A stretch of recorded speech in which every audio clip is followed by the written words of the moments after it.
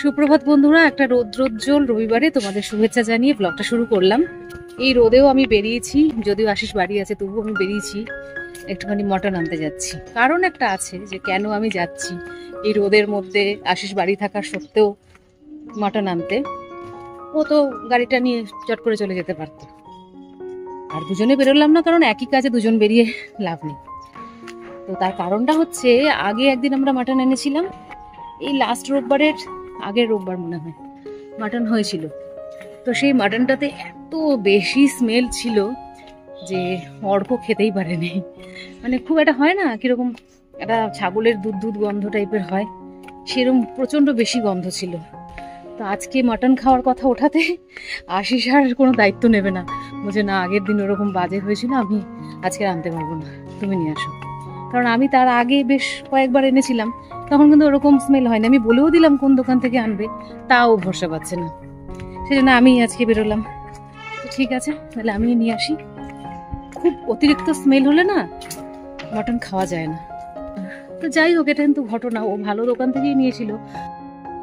তবে আমায় যে খুব দূরে যেতে হবে তা নয়, মানে মোটামুটি বাস স্ট্যান্ডে যাওয়ার অনেকটা আগেই পড়ে যাবে। মানে ও যেখানে যাবে তার থেকে অন্তত অনেক আগে। ও গেলে যেহেতু স্টেশন বাজারে, সেদিন স্টেশন বাজার থেকে এনেছিল, তাতে এরকম হলো। কিন্তু ওই বাজার থেকে আমিও কিন্তু এনেছিলাম একবার, তখন কিন্তু কোনো স্মেল ছিল না। হয়তো ওই মাটনটাই ভালো ছিল না। বেরিয়েছি যখন শুধু মাটন নয়, আরও অনেক লিস্ট আছে। একটু দই আনবো, আর ভাবলাম যে মিষ্টির দোকানে যখন যাবো একটু কচুরিও নিয়ে আসবো ব্রেকফাস্টের জন্য।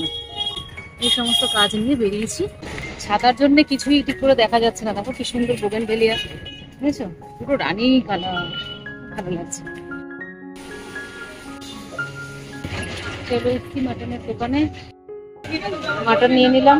5 টাকা করে টাকায়, ও 4 টাকা পিস, সেটাই জানতে চাইছি। তুমি 6টা দেবে বাবা।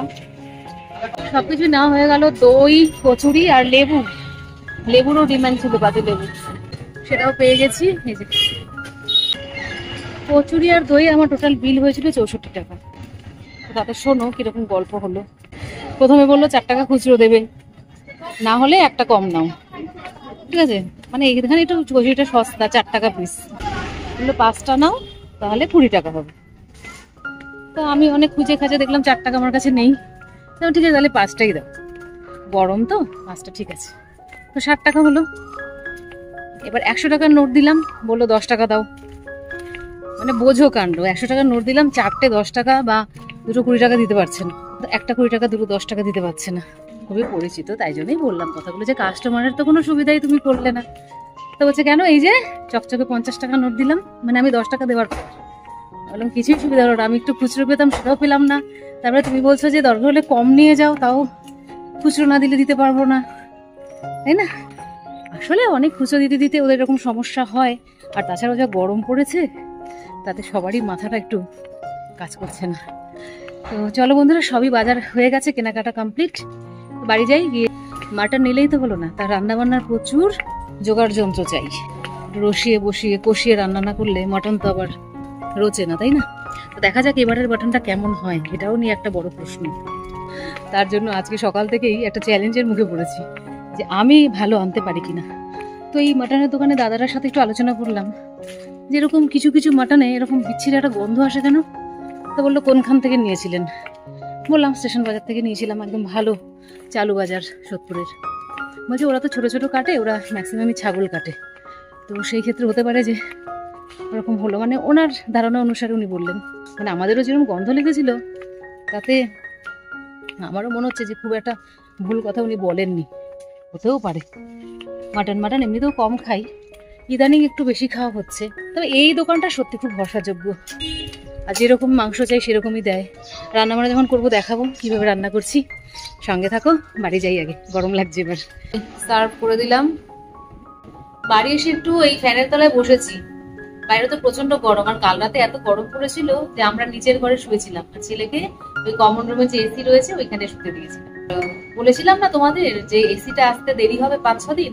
একটু আগেই ফোন এসেছিল যে বিকেলের মধ্যে চলে আসবো, মানে কালকে বুক করে এসেছি, আজকেই মনে হচ্ছে চলে আসবো। আর সকালবেলা ইলেকট্রিকের কাজও আমরা করিয়ে নিয়েছি যেটুকু বাকি ছিল, তো মোটামুটি আজ বিকেলে এলে কালকের মধ্যে যদি সেটিং হয়ে যায় তাহলে চালু হয়ে যাবে এসি। বন্ধুরা দেরি করে লাভ নেই, এই যে বসে পড়েছি জোগাড় যন্ত্র করতে মটন রান্নার। সবাই কেটে কুটে নিই, পেঁয়াজ আলু আদা রসুন এগুলো কেটে রেডি করে নিই, তাহলে রান্নাটা করতে সুবিধা হবে। আর মাটনটা ওদিকে ধুয়ে রেখে দিয়েছি। ছুটির দিন মধ্যে ভাবে রান্না বান্নার একটা এত আয়োজন থাকে না ছুটির দিন। ভেবেছিলাম বাড়িতে যাবো, কখন যে কি করে যাবো বুঝতে পারছি। খাওয়া দাওয়ার পর না বিকেলবেলা মনে হয় একটু গড়াই কি বাজে কচুরি, না বেলা হয়েছে ঠিক মতো না ভাজা হয়েছে।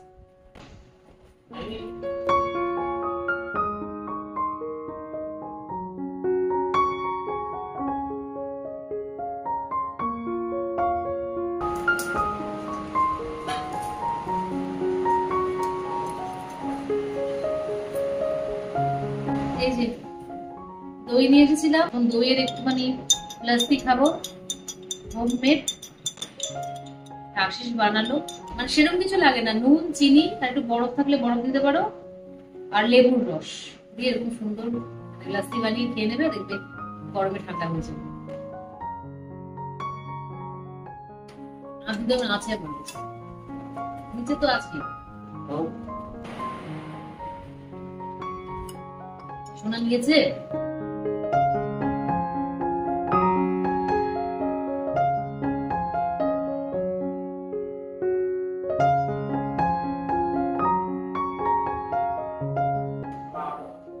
এমনি কিছু কারণ হয় নাকি? তাই তুমি বলি মা কেন বলে, ঝা কেন বলে না।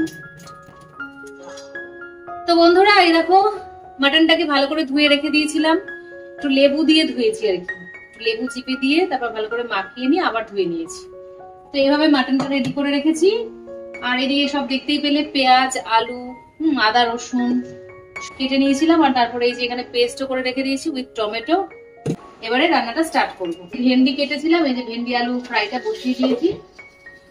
তো তেলটা প্রথমে দিয়ে দিই, তেলে ফোড়ন দেবো গোটা গরম মশলা মানে দারচিনি এলাচ আর লবঙ্গ, শুকনো লঙ্কা আর তেজপাতা। এই মশলাগুলো থেকে সুন্দর গন্ধ বেরোনোর সাথে সাথে আমি পেঁয়াজ দিয়ে দিচ্ছি।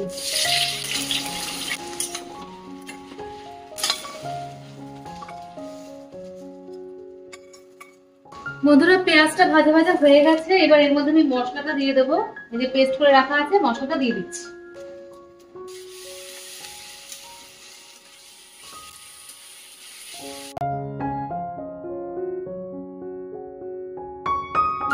এরপর এর মধ্যে হলুদ গুঁড়ো দিয়ে দিচ্ছি, কাশ্মীরি লঙ্কার গুঁড়ো দিলাম কারণ কাঁচা লঙ্কা অলরেডি পেস্ট করে দিয়েছি, আর দিচ্ছি জিরের গুঁড়ো। গোটা জিরেকে বাড়িতে মিক্সার গ্রাইন্ডারে গুঁড়ো করে নিয়েছি, তাহলে যেমন টেস্টও ভালো হয় আর ভেজাল থেকেও একটু বাঁচা যায়। আর দিচ্ছি স্বাদ মতো নুন।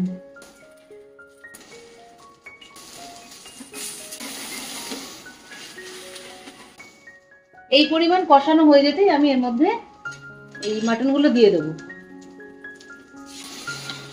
অলরেডি এর মধ্যে লেবু মাখানো আছে, আগেই বলেছি।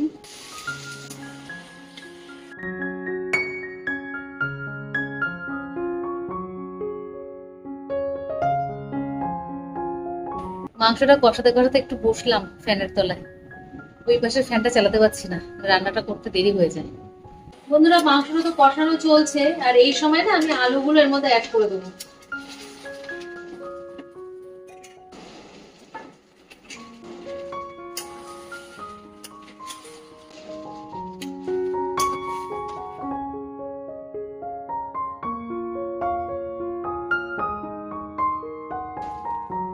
প্রেসার কুকারে লাস্টে গোটা 4-5 সিটি দিয়ে দিলাম।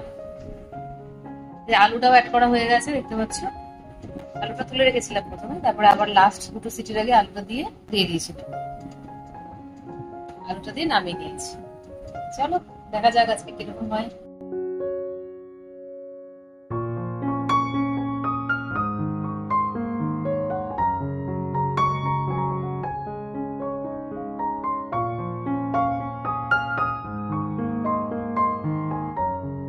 তো বন্ধুরা রান্না বান্নার পর খাওয়া দাওয়া হয়ে গেল, আর এটাই বলার যে এইবারে কিন্তু সত্যি এই ভদ্রলোক মাটনটা ভালো দিয়েছে। কোনো রকম মানে ব্যাড স্মেল নেই, এমনিতে স্মেলটা আছে সেটা অন্যরকম ভালো স্মেল। যাই হোক, এবারে চ্যালেঞ্জে তাহলে আমি জিতে গেলাম, মানে নিজের কাছেই নিজে একটা চ্যালেঞ্জ নিয়েছিলাম যেন সবাইকে ভালো করে মটনটা খাওয়াতে পারি, এই চ্যালেঞ্জটা নিয়েছিলাম।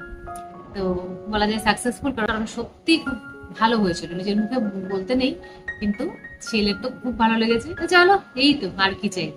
তো এবার থেকে পুরো ফিক্স হয়ে গেল যে ওই দোকানটা থেকেই আমরা মটন আনলে আনবো। তোমাদের একটা বড় খবর দেওয়ার আছে, বলেছিলাম এসি আসার কথা আজকে, মানে ফোন করেছিল সকালে, তো অলরেডি এসে গেছে। এই যে এসে গেছে, কালকে ইনস্টলেশন হবে না, ইনস্টলেশন হতে হতে মঙ্গলবার। যাই হোক, জিনিসটা পৌঁছে গেছে। ও জেনারেল 1.2 টন। রোববারটা এইভাবেই কেটে গেল, রান্না বান্না খাওয়া দাওয়া করতে করতেই বেলা পড়ে এলো, আর এসিটাও বাড়িতে চলে এলো। তো বন্ধুরা, আজকের মতো এই পর্যন্তই, আবার তোমাদের সাথে দেখা হচ্ছে পরের ভিডিওতে। Bye, take care and love you all.